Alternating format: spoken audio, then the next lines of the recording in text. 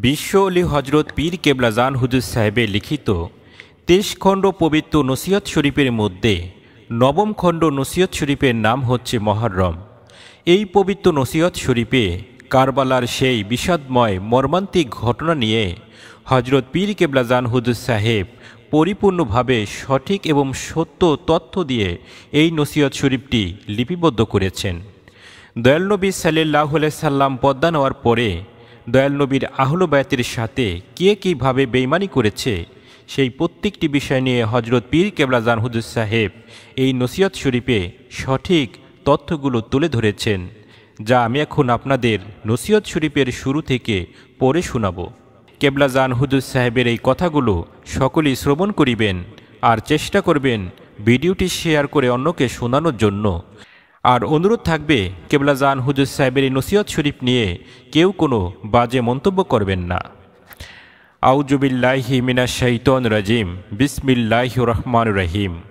আল্লাহুম্মা সাল্লি আলা সাইয়্যিদিনা মুহাম্মাদি ওয়াসিলাত ইলাইকা ওয়া আলিহি ওয়াসাল্লিম। কারবালার ইতিহাসের তাৎপর্য ও কারবালার শিক্ষা নিয়ে আলোচনা। হজরত নবী করিম সাল্লাল্লাহু আলাইহি সাল্লামের দৌহিত্র হজরত ইমাম হোসেন রাদিয়াল্লাহু তাআলা আনহু সাহেব তদীয় পরিবারের সদস্য ও অনুগত সহচরণগণ কারবালা প্রান্তরে বুকের রক্ত ঢালিয়া আল্লাহু তাআলার সত্য ধর্ম ইসলাম ও তাহার আদর্শ রক্ষার জন্য যে ত্যাগের নিদর্শন রাখিয়া গিয়াছেন, ইতিহাসে তাহার তুলনা নাই বলিয়াই আজ প্রায় ১৫০০ বৎসর পরও তাহা বিশ্বব্যাপী মুসলমানগণ স্মরণ করিতেছে। ধর্মের জন্য আদর্শের জন্য ইতিহাসে কোনো কোনো সময় হয়তো কোনো একজন ব্যক্তি প্রাণ দান করিয়াছেন, কিন্তু সমস্ত পরিবার তথা সমস্ত গোষ্ঠী সত্য রক্ষার জন্য এমন অকাতরে প্রাণ দান করিতে আর দেখা যায় নাই।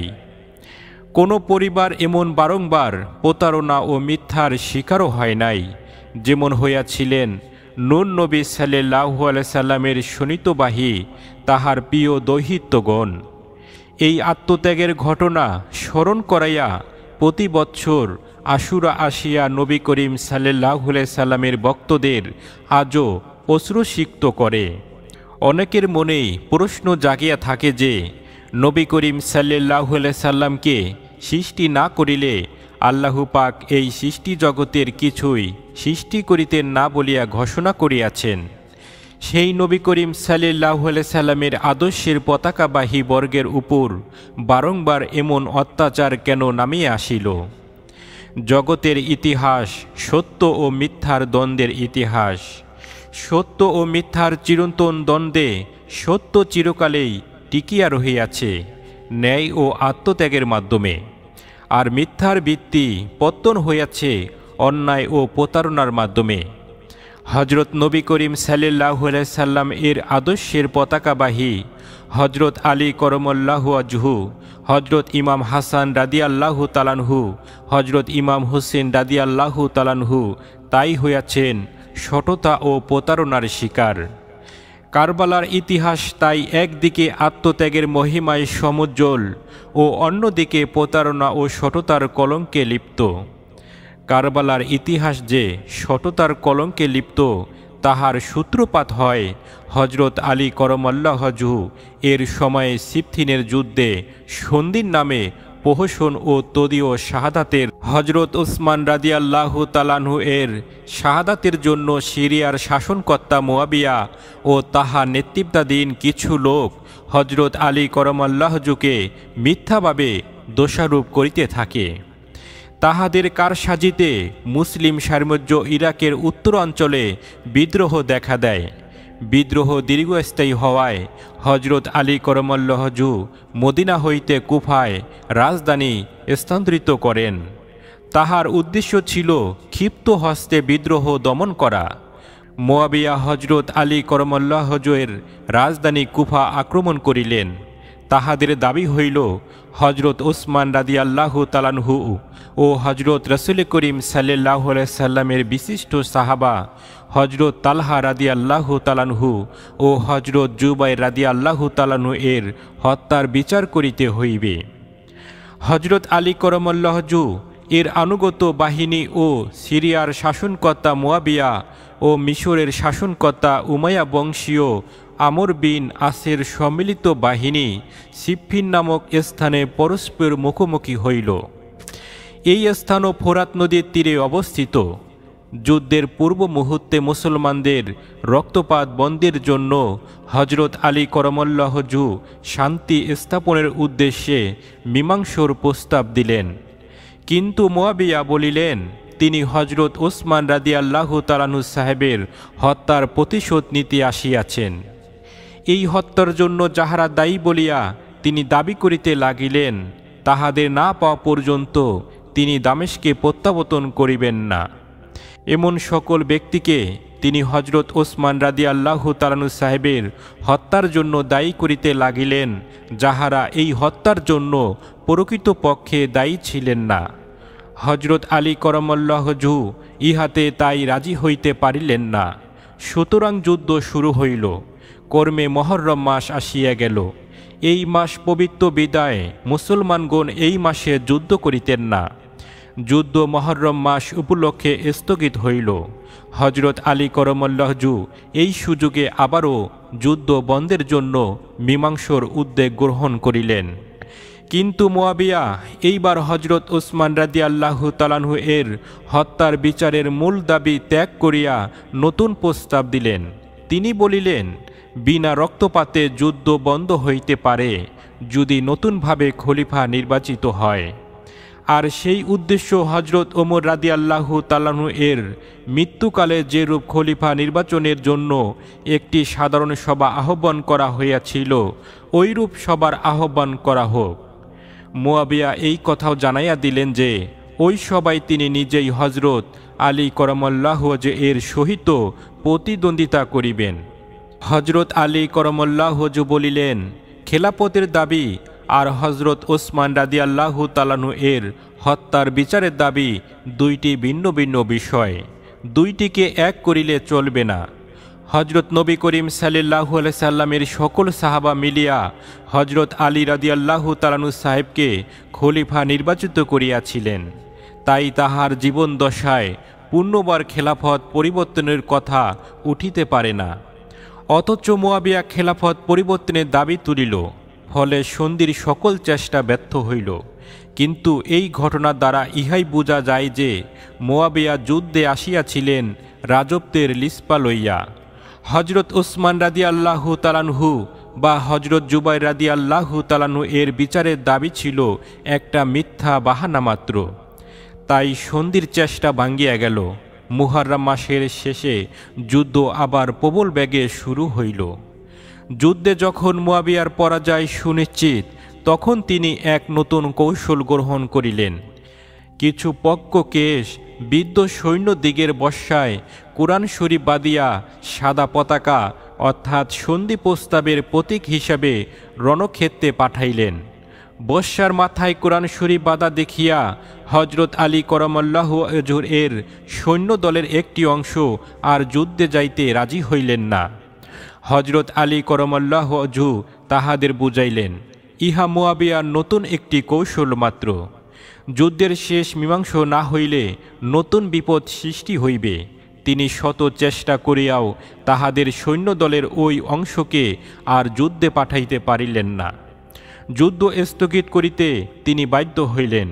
নতুনভাবে সন্ধি স্থাপনের উদ্যোগ হইল। তিনি সৈন্যদের মধ্যে যুদ্ধ বিমুখ মনোভাব দেখিয়া ভগ্ন মন লইয়া রণক্ষেত্র ত্যাগ করিলেন। সেনাপতি মুসার উপর মীমাংসার ভার দিয়া চলিয়া গেলেন।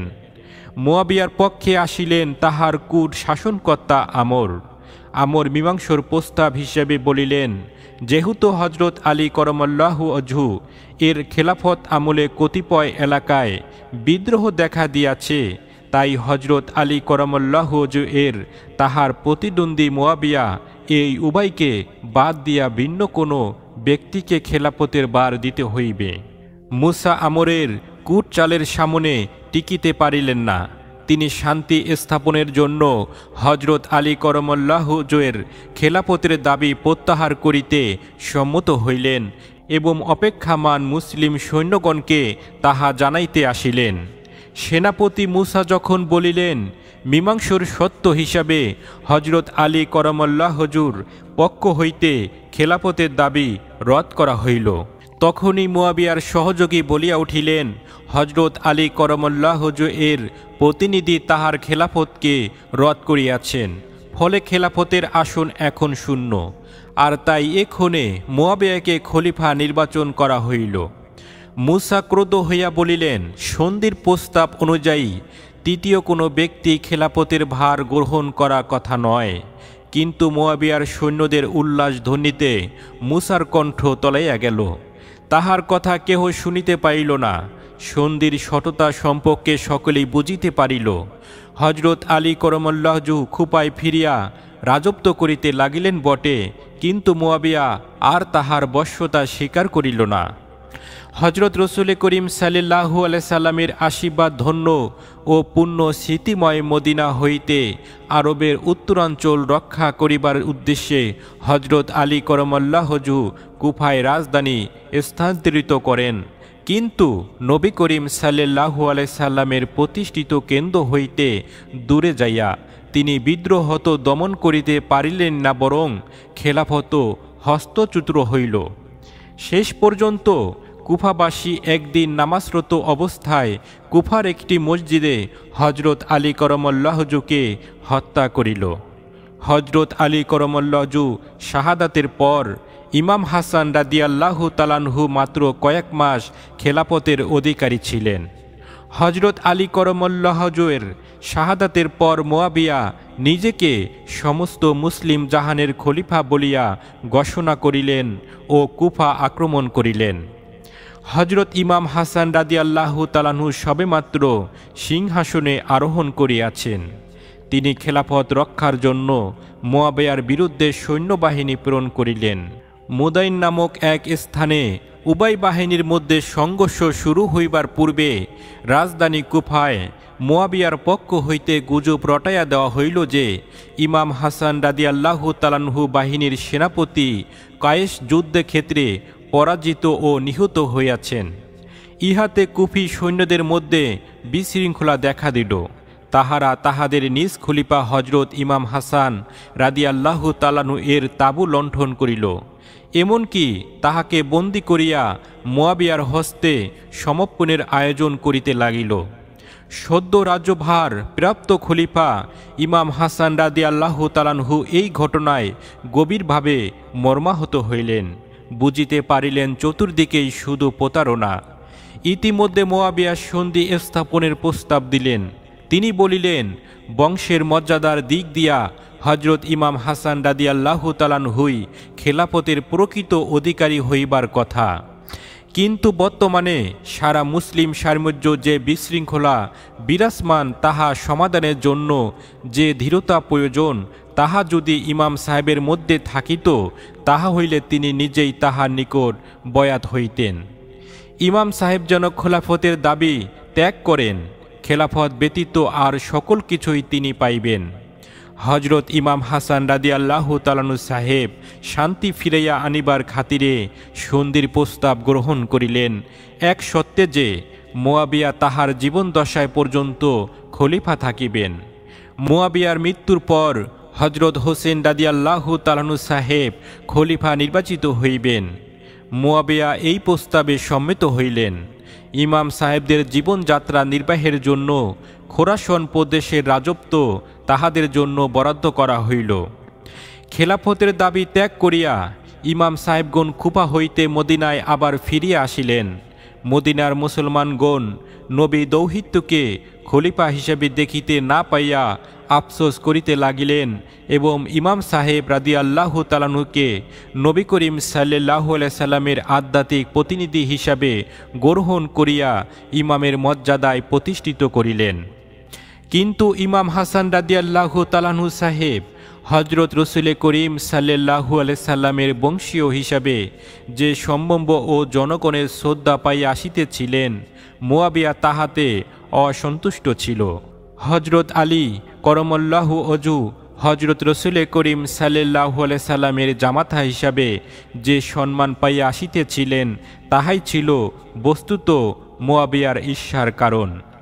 হজরত আলী করমাল্লাহু অজুর খেলাফত গ্রহণ করিবার পর হইতেই তাই মুয়াবিয়া দামেস্কের মসজিদে খুতবা পাঠ করিবার সময়ে খলিফার সমালোচনা করিতেন। ইমাম হাসান রাদিয়াল্লাহু তাআলাহু যদিও সিংহাসনের দাবি ত্যাগ করিয়া কুফা হইতে মদিনায় গমন করেন, মদিনাবাসী তাহাকে যে সম্মান প্রদর্শন করেন, ইহাতে মুয়াবিয়ার সংখ্যা বাড়িয়া যায়। তাই খেলাফতের দাবিতে যাহাতে নবী বংশের কেহ আর আসিতে না পারে, তাই মুয়াবিয়া কুটচালের আশ্রয় গ্রহণ করেন। হজরত ইমাম হাসান রাদিয়াল্লাহু তাআলাহুকে আততায়ী ধারা ২০ প্রয়োগে হত্যা করা হয়। মুসলিম সমাজের এই দুঃখজনক পরিস্থিতিতে হজরত ইমাম হোসেন রাদিয়াল্লাহু তাআলাহু সাহেব একা হইয়া পড়িলেন। কিন্তু এই অবস্থা প্রতিকারের সৈন্যবল বা অর্থবল তাহার ছিল না। মুসলিম খেলাফত তখন মিশরের পশ্চিম সীমানা হইতে পারস্যের এই বিশাল সাম্রাজ্যের বিপুল অর্থ ও জনবল সবেই মুয়াবিয়া ও তাহার অনুগতদের অধীন। তাহাদের সতর্ক দৃষ্টির আড়ালে কোনরূপ বিদ্রোহ দুঃসাধ্য। এত সত্ত্বেও মুয়াবিয়া সকল সময়ই হজরত ইমাম হোসেন রাদিয়াল্লাহু তাআলাহু এর উপর প্রখর দৃষ্টি রাখিতে লাগিলেন। তিনি তাহার সে ষড়যন্ত্রের জাল বিস্তার করিতে লাগিলেন, যাহাতে নবী করিম সাল্লাল্লাহু আলাইহি সাল্লামের কনিষ্ঠ দৌহিত্র হজরত ইমাম হোসেন রাদিয়াল্লাহু তাআলাহুকেও খেলাফতের দাবি হইতে বিচ্যুত করিয়া নিজ পুত্র এজিদকে সিংহাসনে বসানো যায়। মুয়াবিয়া বুঝিতে পারিয়াছিলেন যে তাহার পুত্রের খেলাফত প্রাপ্তির বিরুদ্ধে যদি কখনো কোনো দাবি উত্থাপিত হয় বা সশস্ত্র যুদ্ধ হয়, তাহা হইবে হজরত ইমাম হোসেন রাদিয়াল্লাহু তাআলাহু সাহেবকে কেন্দ্র করিয়া। ইমাম হাসান রাদিয়াল্লাহু তাআলাহু সাহেবের সহিত সম্পাদিত সন্ধি চুক্তির খেলাপ করিয়া মুয়াবিয়া নিজ পুত্র এজিদকে যুবরাজ ও তাহার সিংহাসনে উত্তরাধিকারী হিসাবে জীবনদশাতেই ঘোষণা দান করেন, যাহাতে এজিদের সিংহাসন প্রাপ্তিতে বিঘ্ন না ঘটে। ইমাম সাহেবদের প্রতি এই আচরণে মদিনাবাসী বিক্ষুব্ধ হইলেন। মদিনায় নিযুক্ত মুয়াবিয়ার শাসনকর্তা মুয়াবিয়াকে যথাসময়ে এই বিক্ষুব্ধ অবস্থার কথা জানাইলেন। অবস্থা স্বচক্ষে দেখিবার জন্য হজের নাম করিয়া মুয়াবিয়া স্বয়ং মক্কার পথে মদিনায় উপস্থিত হইলেন। মুয়াবিয়া মদিনায় উপস্থিত হইলে হজরত ইমাম হোসেন রাদিয়াল্লাহু তাআলাহু সাহেব অন্যান্য বিশিষ্ট ব্যক্তির সহিত মুয়াবিয়াকে নগরে প্রবেশকালে সংবর্ধনা জানাইতে গেলেন। সেখানে সর্বসমক্ষে মুয়াবিয়া হজরত ইমাম হোসেন রাদিয়াল্লাহু তাআলাহুর সহিত দৃষ্টতাপূর্ণ আচরণ করেন। নেতৃবর্গ মুয়াবিয়ার রুদ্ধ আচরণে সস্তিপ্ত হইয়া স্থান ত্যাগ করিলে মুয়াবিয়া সাধারণ লোকদের লইয়া এক সভা আহ্বান করিলেন। সেই সভায় তিনি নিজ পুত্র এজিদের পক্ষে আনুগত্য আহ্বান করিলেন। সাধারণ নাগরিকগণ চুপচাপ রহিলেন। মনতাই সম্মতির লক্ষণ বলিয়া মুয়াবিয়া গ্রহণ করিলেন। অতঃপর মুয়াবিয়া মক্কা গমন করিলেন। হজের পর তিনি নাগরিকদের এক সাধারণ সভা আহ্বান করিলেন। সবাই তিনি নিজ পুত্র এজিদের গুণগান করিয়া তাহার পক্ষে আনুগত্য আহ্বান করিলেন। এই সভায় হজরত ইমাম হোসেন রাদিয়াল্লাহু তাআলাহু, আব্দুর রহমান ইবনে আবু বকর রাদিয়াল্লাহু তাআলাহু, আবদুল্লাহ ইবনে ওমর রাদিয়াল্লাহু তাআলাহু ও আবদুল্লাহ ইবনে জুবাইর রাদিয়াল্লাহু তাআলাহু স্ব স্ব স্থানে মুয়াবিয়ার প্রহরী দ্বারা বেষ্টিত রহিলেন। তাহারা কেহই কোনো কথা বলিতে পারিলেন না। মক্কার জনসভায় তিনি এ কথা বলিলেন যে মদিনার জনগণ এজিদের নামে আনুগত্য প্রকাশ করিয়াছে। মক্কা ও মদিনায় এইভাবে প্রহসনের মাধ্যমে এজিদের পক্ষে তিনি আনুগত্য গ্রহণ করিয়া স্বীয় পুত্রকে সিংহাসনের উত্তরাধিকার ঘোষণা করিয়া শেষ নিঃশ্বাস ত্যাগ করেন। এজিদ সিংহাসনে আরোহণ করিয়াই আদেশ জারি করিল, হজরত ইমাম হোসেন রাদিয়াল্লাহু তাআলাহুকে এজিদের আনুগত্য স্বীকার করিতে হইবে। অন্যথায় মদিনার শাসনকর্তাকে বলা হইল যেন হজরত ইমাম হোসেন রাদিয়াল্লাহু তাআলাহু সাহেবের ছিন্ন মস্তক তাহার নিকট প্রেরণ করা হয়। হজরত ইমাম হাসান রাদিয়াল্লাহু তাআলাহু এর মৃত্যুর পর হইতেই হজরত ইমাম হোসেন রাদিয়াল্লাহু তাআলা সাহেব রাজনীতি হইতে দূরে সরিয়াছিলেন। এক্ষণে এজিদের এইরূপ উদ্ধতাপূর্ণ আচরণে তিনি খুবই ব্যথিত হইলেন। অন্যায়ের নিকট মাথা নোয়ানো অসঙ্গত বোধ করিলেন। এজিদের বশ্যতা স্বীকার করিয়া নিজের নিরাপত্তা চাহিলে তাহার নিকট আল্লাহু তাআলার যে বেলায়েত হজরত আলী করমল্লাহু ওজুর এর তাহার বেরাতা হজরত ইমাম হাসান রাদিয়াল্লাহু তাআলাহু কর্তৃক রক্ষিত হইয়াছিল, তাহার প্রতি অবমাননা করা হয়। তাই তিনি ইহার প্রতিবিধান করিবার জন্য সংকল্পবদ্ধ হইলেন। প্রতিকার করিতে হইলে যে লোকবল ও সম্পদ প্রয়োজন তাহা মদিনায় ছিল না বিদায় তিনি মক্কা গমন করিতে মনস্থ করেন। যাত্রার পূর্বে তিনি প্রিয় নানা হজরত নবী করিম সাল্লাল্লাহু আলাইহি সাল্লামের রওজায় বসিয়া সারা রাত্রি অশ্রুপাত করিলেন। এই মহা সংকটে হজরত রসুল করিম সাল্লাল্লাহু আলাইহি সাল্লামের জাগ্রত পবিত্র আত্মার নিকট কর্তব্য সম্পর্কে নির্দেশনা চাহিলেন। এইরূপে কাঁদিতে কাঁদিতে নিদ্রামগ্ন হইলেন। নিদ্রামগ্ন অবস্থায় স্বপ্নে দেখিলেন প্রিয় নানা হজরত নবী করিম সাল্লাল্লাহু আলাইহি সাল্লাম তাহার মস্তক করে নিয়া বসিয়া আছেন। হজরত রসুল করিম সাল্লাল্লাহু আলাইহি সাল্লাম ইমাম হোসেন রাদিয়াল্লাহু তাআলা সাহেবকে বলিলেন, যত কঠিন বিপদেই হোক না কেন ভাঙ্গিয়া পড়িও না। মনে রাখিও তুমি বেশি দিন দুনিয়ায় থাকিবে না, অতি শীঘ্রই আমার নিকট চলিয়া আসিবে। এই অস্থায়ী জীবনের সুখ ও আরামের জন্য দুর্নীতি ও অদমের নিকট মস্তক অবনত করিও না। সেই দিন ছিল 3 শাবান। স্বপ্নাদেশ প্রাপ্তির পর হজরত ইমাম সাহেবের সকল দ্বিধা ও ভয় কাটিয়া গেল। পরদিন সকালে সকলের নিকট হইতে বিদায় লইয়া সপরিবারে মক্কায় রওনা হইয়া গেলেন। মদিনার আবাল বৃদ্ধ বনিতা কাঁদিতে কাঁদিতে হজরত ইমাম সাহেব ও তদীয় পরিবারকে বিদায় দিয়া আসিল। জন্মভূমি হইতে ইহাই ছিল ইমাম হোসেন রাদিয়াল্লাহু তাআলা সাহেবের শেষ বিদায়। মক্কায় আসিয়া হজরত ইমাম হোসেন রাদিয়াল্লাহু তাআলা সাহেব মুসলিম নামক একজন বিচক্ষণ লোককে দূত হিসাবে প্রেরণ করিলেন। জানিতে চাহিলেন কুফার আদিবাসীগণ এক্ষণে ইমাম পরিবার বর্গের প্রতি অনুগত থাকিবে না এজিদের প্রতি আনুগত্য প্রদর্শন করিবে।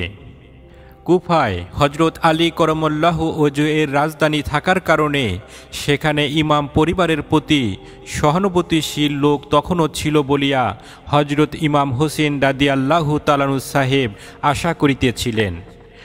মুসলিম কুফায় আসিয়া হজরত ইমাম হোসেন রাদিয়াল্লাহু তাআলা এর নিকট বয়াত গ্রহণের সম্ভাবনা যাচাই করিয়া দেখিতে গিয়া বুঝিতে পারিলেন অগণিত লোক হজরত ইমাম সাহেবের পক্ষে রহিয়াছেন। তিনি হজরত ইমাম হোসেন রাদিয়াল্লাহু তাআলা সাহেবের পক্ষে বায়াত প্রদান করিলেন। ওই সময় নোমান বশির ছিলেন এজিদের পক্ষে কুফার শাসনকর্তা। তিনিও ইমাম বংশের প্রতি শ্রদ্ধাশীল ছিলেন। বনি উমাইয়াগণ ইহা বুঝিতে পারিয়া এজিদকে পত্র লিখিল। ইহাতে এজিদ অবিলম্বে ওবায়দুল্লাহ ইবনে জিয়াদ নামক এক ব্যক্তিকে কুফার নতুন গভর্নর করিয়া নোমানকে পদচ্যুত করিলেন। ইবনে জিয়াদকে এজিদ হজরত ইমাম হোসেন রাদিয়াল্লাহু তাআলা এর প্রতিনিধি মুসলিম এবং প্রাক্তন গভর্নর নোমান বশির উভয়ের গদ্দান লইবার হুকুম দান করিল। হজরত ইমাম হোসেন রাদিয়াল্লাহু তাআলা এর বায়াত যে সকল লোক গ্রহণ করিয়াছে তাহাদেরও শিক্ষা দেবার জন্য এজিদ ইবনে জিয়াদকে হুকুম দিল। ইবনে জিয়াদ অবিলম্বে কুফায় যাইয়া প্রাক্তন গভর্নর ও মুসলিম উভয়কে বন্দী করিতে সক্ষম হইলেন। মুসলিমের গদ্দানও লওয়া হইল। ইবনে জিয়াদ পরদিন কুফায় নেতৃত্বস্থানীয় ব্যক্তিদের ডাকিয়া এক সভা আহ্বান করিলেন। জিয়াদ বলিল, আপনাদের কীর্তিকলাপ আমি সবই জানিতে পারিয়াছি। কে কে মুসলিমের নিকট হজরত ইমাম হোসেনের রাদিয়াল্লাহু তাআলা সাহেবের নামে বায়াত হইয়াছেন তাহা জানিতে বাকি নাই, কিন্তু এইবারের জন্য ক্ষমা করা হইল। তাহারা এই মুহূর্তে ইমাম হোসেনের বায়াত ভঙ্গ করুক, পুনরায় এজিদের বশ্যতা স্বীকার করুক, অন্যথা তাহাদের একে একে পিষিয়া মারা হইবে। তাহাদের পরিবারের কাহারও কোনো চিহ্ন রাখা হইবে না। ইবনে জিয়াদের এই হুমকির মুখে কুফাবাসী মত পাল্টাইয়া ফেলিল। এদিকে মুসলিম প্রথম দিকে কুফাবাসীর মধ্যে যে উৎসাহ ও সাড়া দেখিয়াছিলেন তাহা জানাইয়া হজরত ইমাম হুসেন রাদিয়াল্লাহু তাআলা সাহেবকে কুফায় গমনের জন্য একাধিক পত্র লিখিয়াছিলেন। হজরত ইমাম হোসেন রাদিয়াল্লাহু তাআলাহু মাত্র অল্প কয়েকজন সঙ্গী লইয়া কুফায় অগণিত সমর্থকদের সাথে মিলিত হইবেন এই আশায় কুফার উদ্দেশ্যে মক্কা হইতে ত্যাগ করিলেন। হজরত ইমাম হোসেন রাদিয়াল্লাহু তাআলা সাহেব যখন পথিমধ্যে তখনই মুসলিম বন্দী হইয়াছেন ও তাহার শিরচ্ছেদ হইয়াছে, নতুন গভর্নর জিয়াদের অত্যাচারের হুমকিতে কুফাবাসী হজরত ইমাম সাহেবের পক্ষ ত্যাগ করিয়াছে। হজরত ইমাম হোসেন রাদিয়াল্লাহু তাআলা সাহেব এই পরিবর্তিত পরিস্থিতি সম্পর্কে কিছুই জানিতেন না। তিনি কুফার পথে অগ্রসর হইতে লাগিলেন। তিনি কুফার সর্বশেষ অবস্থা জানিতে পারিলেন যখন তিনি কুফা হইতে মাত্র একদিনের পথ দূরে এই স্থানে হোন নামক একজন এজিদ সেনাপতির সহিত হজরত ইমাম হোসেন রাদিয়াল্লাহু তাআলা সাহেবের সাক্ষাৎ হইল। ইমাম সাহেবকে হোর জানাইল সে যদিও এজিদের বেতনভুক্ত কর্মচারী তথাপি ইমাম সাহেবের প্রতি শ্রদ্ধা পোষণ করে। সে তাহাকে আরও জানাইল ইমাম সাহেব মক্কা ত্যাগ করা হইতে পথিমধ্যে তাহার ও তাহার দলের প্রতিদিনকার ঘটনাই এজিদ গুপ্তচর মাধ্যমে জানিয়া থাকে। ইতিমধ্যেই মুসলিমের মৃত্যুদণ্ড হইয়াছে এবং কুফাবাসী তাহাদের আনুগত্য পরিবর্তন করিয়াছে। এই অবস্থায় মাত্র কিছু সংখ্যক লোক লইয়া কুফায় পৌঁছাইলে ইবনে জিয়াদের হাতে নিধন হইবার সম্ভাবনাই বেশি। হোর বলিল তাহার উপর হুকুম ইমাম সাহেবকে বন্দী করা, কাজেই এই অবস্থায় আপনাকে আমি ছাড়িয়া দিতে পারি না। তাহা হইলে আমার গদ্দান যাইবে, বরং রাত্রির অন্ধকারে আপনি কাফেলাসহ অন্যত্র চলিয়া যাইবেন, যেন সকলেই বুঝতে পারে যে আমি কিছুই জানিতে পারি নাই। অধিক রাত্রিতে হোর অদৃশ্য হইয়া গেল। পরবর্তীতে হোর তাহার সৈন্যদল সহ ইমাম বাহিনীর সহিত যোগ দিয়াছিল। কাফেলা ভিন্ন পথে চলিতে লাগিল। সেই সীমাহীন মরুভূমির মধ্যে নাবিকেরা বা পথ প্রদর্শকরা দিক হারাইয়া ফেলিল। সারা রাত্র পথ চলিয়াও সকালে উঠিয়া দেখিল তাহারা পূর্বের সেই স্থানেই ফিরিয়া আসিয়াছে। ক্লান্ত উষ্টগুলি সেই স্থানে শুইয়া পড়িল, আর উঠিতে চাহিল না। কোনো কোনো ঘোড়ার পাও মরুভূমিতে ডাবিয়া গিয়াছে। হজরত ইমাম হোসেন রাদিয়াল্লাহু তাআলা সাহেবের মনে পড়িয়া গেল প্রিয় নানা হজরত রসুল করিম সাল্লাল্লাহু আলাইহি সাল্লাম তাহাকে জানাইয়া গিয়াছেন যে যে স্থানে তাহার গোড়ার পা মরুভূমির বালিতে ডাবিয়া যাইবে সেই স্থানেই কারবালার প্রান্তর, আর সেই ঊষর প্রান্তরেই তাহাকে বুকের লুণ্ড ঢালিয়া প্রাণ দান করিয়া বেলায়েত ও ইসলামের সত্যকে রক্ষা করিতে হইবে। হজরত ইমাম হোসেন রাদিয়াল্লাহু তাআলা ওই স্থানে শিবির স্থাপন করিবার জন্য আদেশ করিলেন। পরদিন শিবির উঠাইবার পূর্বেই জানিতে পারিলেন 4 সহস্র সেনাদল লইয়া আমর নামক একজন এজিদ সেনাপতি ইমাম সাহেবের ওই স্থান ত্যাগ করিবার সকল পথ আগলাইয়া রাখিয়াছেন। হজরত ইমাম হোসেন রাদিয়াল্লাহু তাআলা সাহেব বুঝিতে পারিলেন যে সংঘর্ষ অনিবার্য। তিনি যুদ্ধাবস্থানের জন্য পরীক্ষা খননের আদেশ দিলেন। ইহারই মধ্যে সেনাপতি আমর এক পত্রে সন্ধির প্রস্তাব দিয়া জানাইলেন ইমাম সাহেবকে খেলাফতের দাবি ত্যাগ করিতে হইবে ও এজিদের আনুগত্য স্বীকার করিতে হইবে। উত্তরে হজরত ইমাম হোসেন রাদিয়াল্লাহু তাআলা সাহেব জানাইলেন তুমি আমাকে মদিনায় ফিরিয়া যাইতে দাও, সেখানে গিয়ে আমি বাকি জীবন আল্লাহর নাম জপ করিতে করিতে কাটাইয়া দিব। না হয় তোমাকে খলিফা এজিদের নিকট লইয়া চলো। আমর গভর্নর ইবনে জিয়াদকে সকল কিছু জানাইয়া পত্র লিখিল। পত্রের উত্তরে জিয়াদ সেনাপতি আমরকে লিখিয়া পাঠাইল ইমাম সাহেবকে যেন তাহার নিকট প্রেরণ করা হয়। ইবনে জিয়াদের নিকট ইমাম হোসেন রাদিয়াল্লাহু তাআলা সাহেবকে এজিদের নামে বায়াত হইতে হইবে। ইবনে জিয়াদের এই দৃষ্টতাপূর্ণ আচরণ হজরত ইমাম হোসেন রাদিয়াল্লাহু তাআলা অত্যন্ত ক্ষুব্ধ হইলেন। অতএব যুদ্ধ অত্যাশূন্য হইয়া উঠিল। 9 মুহররম আমরের সহিত সীমারের সৈন্যদল যোগদান করিল। ওই দিনেই হিজাজ নামক আরও একজন সৈন্য আসিয়া ফোরাত নদীর তীর দখল করিয়া রাখিল এবং হজরত ইমাম হোসেন রাদিয়াল্লাহু তাআলা সাহেবের শিবিরে পানি দিতে অস্বীকার করিল। ঊষর মরুভূমিতে পানি বিহনে নবী করিম সাল্লাল্লাহু আলাইহি সাল্লামের দৌহিত্য হজরত ইমাম হোসেন রাদিয়াল্লাহু তাআলা শিবিরে হাহাকার পড়িয়া গেল। নারী ও শিশুরা কন্দন করিতে লাগিল। 9 মুহররমের দিবাগত রাত্রিকে আশুরা রাত্রি বলা হয়। সেই আশুরা রাত্রিতে কেহই আহার গ্রহণ করিলেন না। আসন্ন যুদ্ধের পরিণতি হিসাবে সকলের এই মৃত্যু অবধারিত, তাই সকলেই কলেমা শাহাদাত পাঠ করিতে লাগিলেন। এই রাত্রিতে হজরত আবদুল্লাহ ইবনে আব্বাস রাদিয়াল্লাহু তাআলা সাহেব হজরত নবী করিম সাল্লাল্লাহু আলাইহি সাল্লামকে স্বপ্নে দেখিলেন। তদীয় পবিত্র চেহারা মুবারক বিশুষ্ক ও শোক মলিন। তদীয় হস্ত মুবারকে একটি বোতলে লাল রং আর জলীয় পদার্থ। হজরত আবদুল্লাহ ইবনে আব্বাস রাদিয়াল্লাহু তাআলা জানিতে চাহিলেন, উক্ত বোতলে কি আছে?